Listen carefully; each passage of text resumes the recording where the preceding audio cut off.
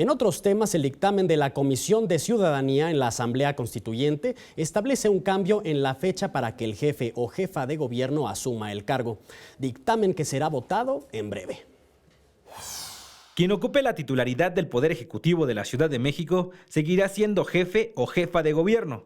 De acuerdo con el dictamen de la Comisión de Ciudadanía de la Asamblea Constituyente, el nombre de este cargo se mantiene firme, por lo que dentro de las 32 entidades federativas será el único que no tenga el título de gobernador. El mismo proyecto establece una nueva fecha para que asuma el cargo, la cual está fijada para el 5 de octubre y no el 5 de diciembre como lo establecían las leyes anteriores. Además, se colocan candados para que quien haya ocupado la titularidad del Ejecutivo con anterioridad no pueda ser reelecto. El texto establece que en ningún caso y por ningún motivo podrán volver a ocupar ese puesto, ya sea con carácter de interino, provisional, sustituto o encargado del despacho. Tal y como quedó establecido en la reforma política, contará con nuevas atribuciones, entre las que destaca el nombrar y remover a quien dirige el mando directo de la fuerza pública.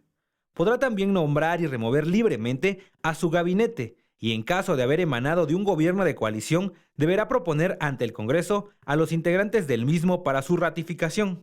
Se le faculta realizar estudios para proponer al gobierno federal la implementación de políticas de recuperación de los salarios mínimos de los trabajadores de la Ciudad de México. Dentro de la propuesta se establecen las previsiones en caso de ausencia del titular de la jefatura.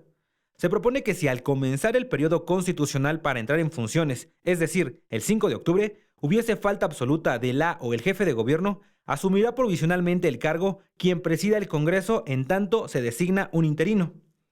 En caso de falta absoluta, la o el secretario de gobierno asumirá provisionalmente la titularidad del Poder Ejecutivo.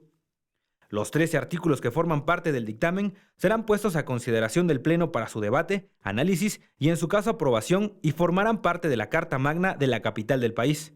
Edwin Hernández, 21 Noticias.